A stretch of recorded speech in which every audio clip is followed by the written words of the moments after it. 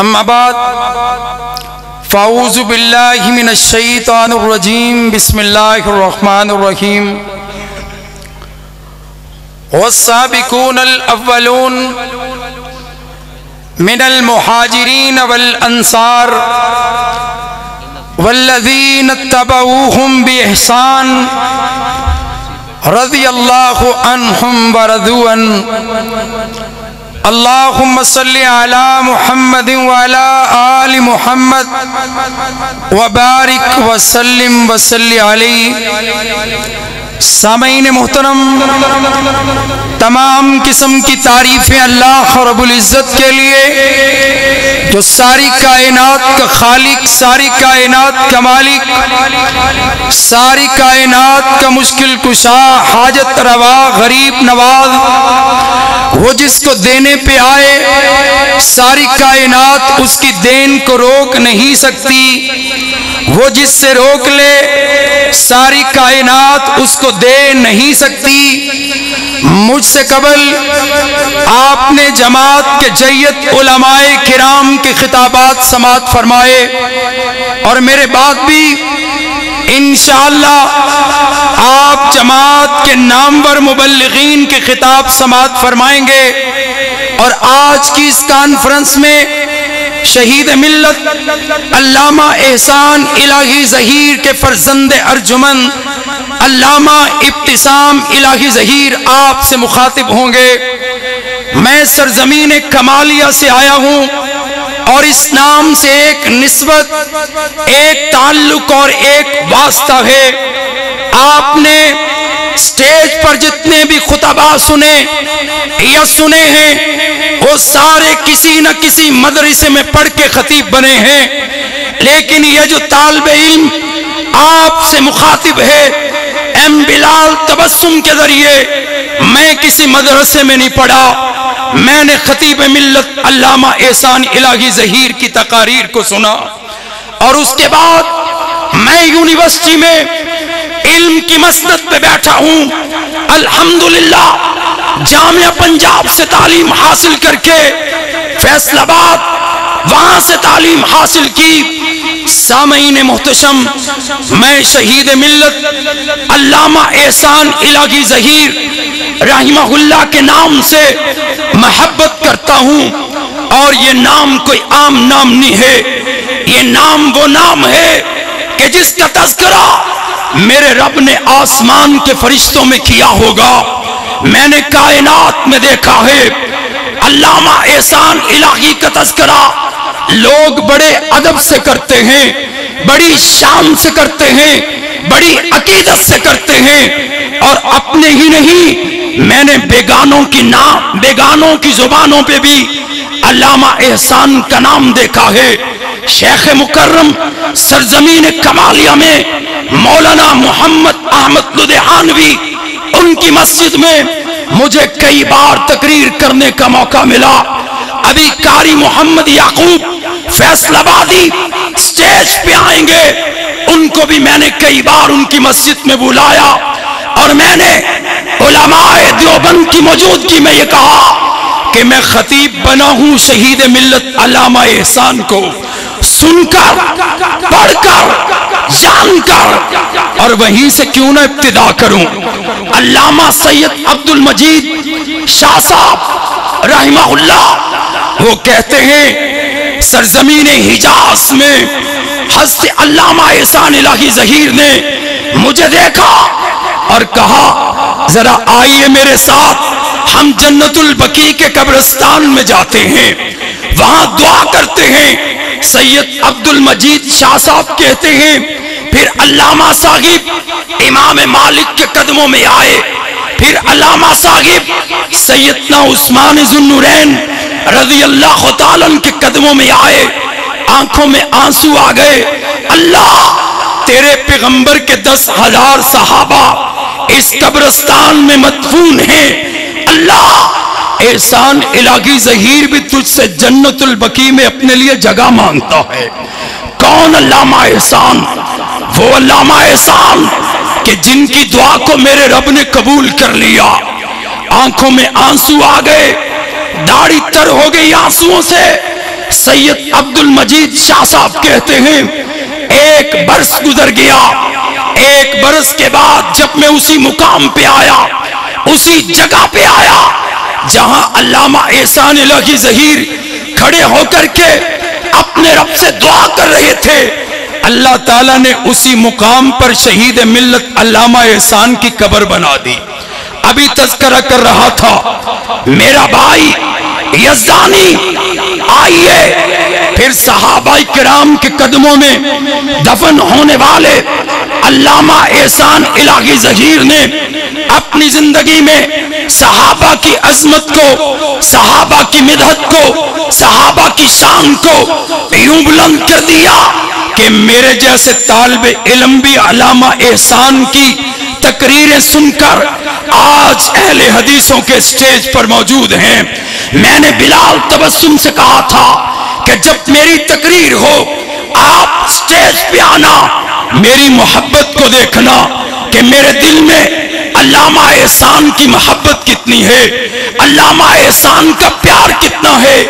ایک تقریر بھی میں نے علامہ احسان کی سامنے بیٹھ کے نہیں سنی ہے، ایک تقریر بھی نہیں سنی، لیکن وہ تذکرہ کرتے تھے اپنے محبوب کے یاروں کا، جانثاروں کا، وفاداروں کا، اور کیا کہا کرتے تھے کہ میرے آقا نے کہا، آقا کائنات نے کہا، محمد رسول اللہ صلی اللہ علیہ وآلہ وسلم نے فرمایا کہ جس نے ایمان کی حالت میں میں محمد کے چہرے کو دیکھ لیا، اللہ نے اس چہرے پہ جہنم کی آگ کو حرام کر دیا۔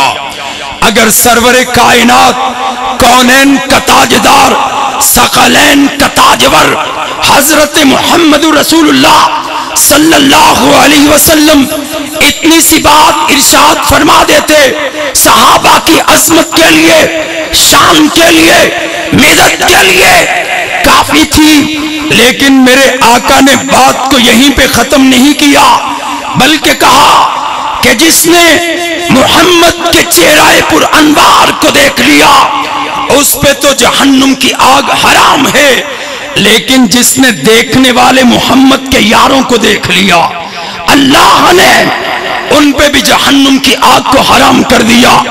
قاری احمد حسن ساجد صاحب، میں اکثر آپ کو نیٹ پہ سنتا ہوں، میں آپ کی تبلیغی مصروفیات کو سلام پیش کرتا ہوں، میرے جیسا طالب علم آپ جیسا نہیں ہو سکتا۔ اللہ، ہم نے نہ تیرے نبی کو دیکھا ہے، نہ نبی کے اصحاب کو دیکھا، اللہ ہم کہاں جائیں، ہمارے ساتھ کیا بیتے گی؟ اللہ فرماتے ہیں والذین اتبعوہم بإحسان، تم صحابہ کی محبت سے اپنے سینوں کو منور کر لو، قیامت کے دن تم بھی وہی ہوں گے جہاں محمد کے اصحاب ہوں گے صلی اللہ علیہ وآلہ وسلم۔ افضل البشر بعد الانبیاء کان ابو بکر، انبیاء کے بعد افضل ترین ہستی بولو کس کی ہے؟ ابو بکر صدیق کی ہے۔ ان للجنۃ ثمانیۃ ابواب، جنت کے کتنے دروازے ہیں؟ 8 دروازے ہیں۔ صحیح بخاری اٹھائیے گا، صحیح مسلم کا مطالعہ کیجئے گا، اللہ کے حبیب فرماتے ہیں اے ابو بکر صدیق رضی اللہ تعالیٰ 8 دروازے جنت کے، کسی دروازے سے کوئی جائے گا، کوئی باب الصلاۃ ہے، باب الجہاد ہے، باب الریان ہے۔ یا رسول اللہ، صدیق کہتے ہیں یا رسول اللہ کیا قیامت کے دن کوئی ایسا بھی ہوگا کہ جس کو جنت کے 8 دروازوں سے بلایا جائے گا؟ نبوت کی زبان نے کہا، ناطق وحی نے کہا صدیق انت منہم، تو انہی میں سے ہے جس کو قیامت کے دن جنت کے 8 دروازوں سے بلایا جائے گا۔ وہ ابو بکر صدیق رضی اللہ تعالیٰ کہ جن کے لیے نبوت کی زبان نے کہا تھا کہ اپنی جان اور مال کے اعتبار سے سب سے زیادہ احسان مجھ پر ابو بکر صدیق تیرا ہے۔ ابو بکر صدیق رضی اللہ تعالی عنہ کیا فرماتے ہیں؟ یا رسول اللہ صلی اللہ علیہ وسلم میں بھی آپ کا ہوں، میرا مال بھی آپ کا ہے۔ صدیق کی آنکھوں میں آنسو آ گئے، اور جس دن امام کائنات سرزمین مکہ سے نکلے تھے، مدینہ کی طرف سفر کیا تھا، اور ہجرت میں اپنا رفیق کس کو بنایا ہے؟ ابو بکر صدیق کو بنایا ہے۔ ابو بکر صدیق کہتے ہیں رضی اللہ تعالی عنہ، یا رسول اللہ کیا آپ مجھے بھی ہجرت کے سفر میں اپنے ساتھ رکھیں گے؟ رسول اللہ فرماتے ہیں ہاں صدیق، میرا ہجرت کا رفیق بھی تو ہے، ہجرت کا ساتھی بھی تو ہے۔ اور خوشی سے صدیق کی آنکھوں میں آنسو آ گئے۔ امی عائشہ صدیقہ طیبہ طاہرہ سلام اللہ علیہا فرماتی ہیں میں نے پہلی بار اپنے بابا کو دیکھا کہ میرے بابا صدیق کی آنکھوں میں خوشی کے آنسو ہیں۔ وہ امی عائشہ صدیقہ، پوچھئے گا علماء کرام سے کہ میرے مصطفیٰ سے سوال کیا گیا یا رسول اللہ آپ کو سب سے زیادہ محبوب کون ہے؟ فرمایا مجھے سب سے زیادہ محبوب ابو بکر صدیق ہیں جو پیغمبر کو محبوب ہیں۔ میں علامہ احسان کانفرنس میں اسی صدیق کا تذکرہ کیوں نہ کروں جس کے بارے میں قرآن کہے والذی جاء بالصدق وصدق به ثانی اثنین اذ ہما فی الغار اذ یقول لصاحبہ لا تحزن ان اللہ معنا۔ وہ ابو بکر صدیق رضی اللہ تعالی عنہ اور میرے اور آپ کے پیارے محبوب کریم علیہ السلام نے کبھی صدیق کی شان کو بیان کیا، کبھی فاروق اعظم کی شان کو بیان کیا۔ میرے آقا نے ان کو اپنی مسجد میں ٹھہرایا اور پھر بلایا کہ صدیق تو اپنے مصطفیٰ کے دائیں طرف کھڑے ہو جاؤ، فاروق آپ مصطفیٰ کے بائیں طرف کھڑے ہو جاؤ۔ پھر میرے آقا نے اپنے ہاتھوں کو رکھا ہے ان کے کندھوں پہ اور کیا کہا ہاکذا نبعث یوم القیامہ، ہم تینوں قیامت کے دن اپنے رب کی بارگاہ میں اکٹھے کھڑے ہوں گے۔ سب سے پہلے قیامت کے دن میرے پیغمبر کا روضہ انور کھلے گا، دوسرے نمبر پر ساری کائنات میں صدیق کھڑے ہوں گے، تیسرے نمبر پر فاروق کھڑے ہوں گے۔ پھر وہ جنت البقیع کے دروازے پہ آئیں گے، جنت البقیع کے سارے صحابہ اٹھیں گے، پھر انہی صحابہ کے پیچھے میرا اور آپ کا محبوب قائد علامہ احسان الہی ظہیر ہوگا۔ علامہ احسان الہی ظہیر، ارے کون علامہ احسان الہی ظہیر کہ اللہ رب العزت نے جس سے دین کا کام لیا اور یوں لیا کہ وہ کہا کرتے تھے کہ میں سینے پہ گولی کھانا سیکھا ہوں اور مجھے یقین ہے کہ اگر میں رب کی بارگاہ میں شہید ہو جاؤں تو میری ماں کہے گی میرا بیٹا زندہ بھی خطیب تھا اور مرنے کے بعد بھی منبر پہ تقریر کر رہا ہے۔ سامعین محترم، آئیے صحابہ کرام رضوان اللہ علیہم اجمعین کے بارے میں وہ 1400 اصحاب جنہوں نے پیغمبر کے ہاتھ پہ بیعت کی ہے، وہ 1400 کے 1400 صحابہ کو رب نے قرآن میں جنتی کہا۔ لَقَدْ رَضِيَ اللَّهُ عَنِ الْمُؤْمِنِينَ اِذْ يُبَايِعُونَكَ تَحْتَ الشَّجَرَةِ۔ اللہ فرماتے ہیں جو درخت کے نیچے قصاص عثمان کی پیغمبر کے ہاتھ پہ بیعت کر رہے تھے، میں ان سارے صحابہ سے راضی ہوں۔ پھر وہ 313 صحابہ جنہوں نے سب سے پہلے اسلام کی جنگ لڑی ہے، اللہ عرش معلیٰ سے آسمان دنیا پہ آیا اور آ کے رب نے کیا کہا اے معلومہ شیتم، آج کے بعد تم جو بھی کرو اللہ نے جنت لکھ کے 313 اصحاب محمد کو آلات کر دی ہے۔ سامعین محترم، آئیے سنیے سیدنا زید بن ثابت رضی اللہ تعالیٰ میرے پیغمبر کے صحابی ہیں، اور ابن کثیر نے اپنی کتاب البدایہ والنہایہ جلد 8 صفحہ 301 پہ لکھا ہے کہ ان کی ملاقات عبداللہ ابن عباس سے ہوتی ہے۔ عبداللہ ابن عباس ان کے اونٹ کی مہار کو پکڑ لیتے ہیں۔ سیدنا زید بن ثابت رضی اللہ تعالیٰ عنہ کہتے ہیں آپ میرے اونٹ کی مہار کو کیوں پکڑتے ہیں؟ اور تو کیا جواب دیا؟ عبداللہ ابن عباس کہتے ہیں ہمیں تربیت یہ دی گئی ہے کہ اپنے علماء کا احترام یوں کیجئے، عزت یوں کیجئے، وقار کو یوں سمجھیے۔ پھر کیا ہوا؟ سیدنا زید بن ثابت رضی اللہ تعالی عنہ نے کیا کیا؟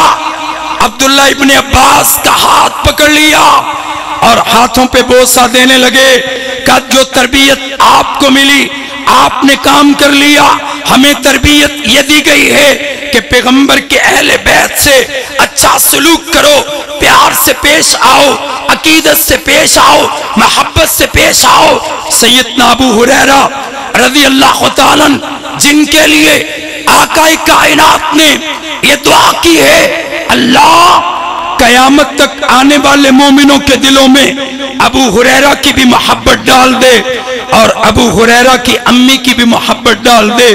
وہ ابو ہریرہ حضرت حسن رضی اللہ تعالیٰ عنہ سے کہتے ہیں، کتاب مسند احمد ہے، جلد 2 ہے، حدیث کا نمبر 522 ہے۔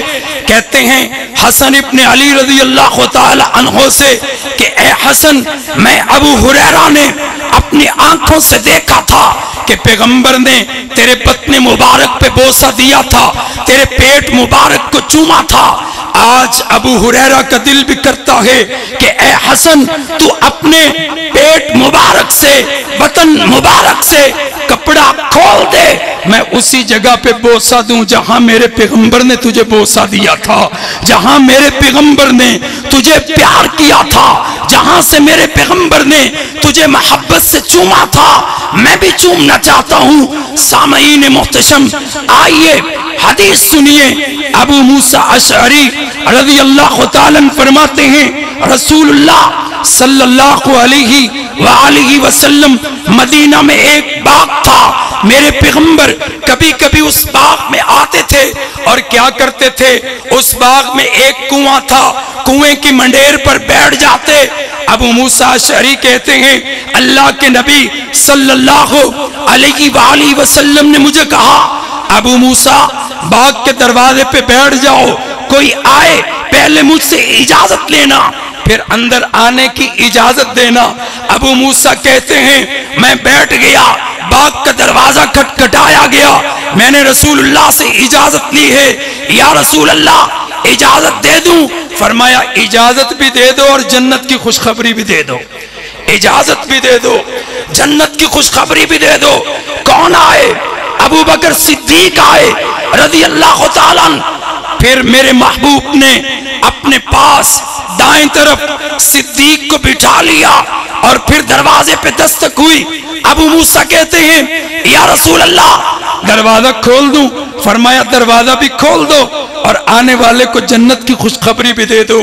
ابو موسیٰ کہتے ہیں میں نے دروازہ کھولا، میرے سامنے فاروق اعظم کھڑے تھے، میں نے اندر آنے کی اجازت دی ہے، جنت کی خوشخبری سنائی ہے۔ میرے مصطفیٰ نے ان کو اپنے بائیں طرف بٹھا لیا، پھر دروازہ کھٹکھٹایا گیا، حضرت عثمان آئے، میرے پیغمبر نے اجازت دی ہے، اندر بلایا ہے، جنت کی خوشخبری دی ہے اور اپنے سامنے بٹھا لیا۔ اس سے کیا ثابت ہوا کہ ابو بکر و عمر پیغمبر کے ساتھ پیغمبر کے مزار میں ہیں، اس مزار میں جس کے بارے میں صحیح بخاری میں امام بخاری نے رقم کیا ہے ما بین بیتی و منبری روضۃ من ریاض الجنہ، میرا گھر اور میرا منبر جنت کے باغوں میں سے باغ ہے۔ نہ صحابہ کا تذکرہ ختم ہو سکتا ہے، نہ پیغمبر کی شان کی بات ختم ہو سکتی ہے، نہ قرآن کی بات ختم ہو سکتی ہے، نہ حدیث کی بات ختم ہو سکتی ہے۔ ایک زندگی کیا 1000 بار زندگی مل جائے صحابہ کی عظمت ختم نہیں ہو سکتی۔ میں یہ کہتا چلوں واللہ ہمیں جان سے پیارے ہیں صحابہ، یعنی گردون نبوت کے ستارے ہیں صحابہ، اور ملت کو ذرا بیدار تو ہو لینے دو، ہر قوم پکارے گی ہمارے ہیں صحابہ۔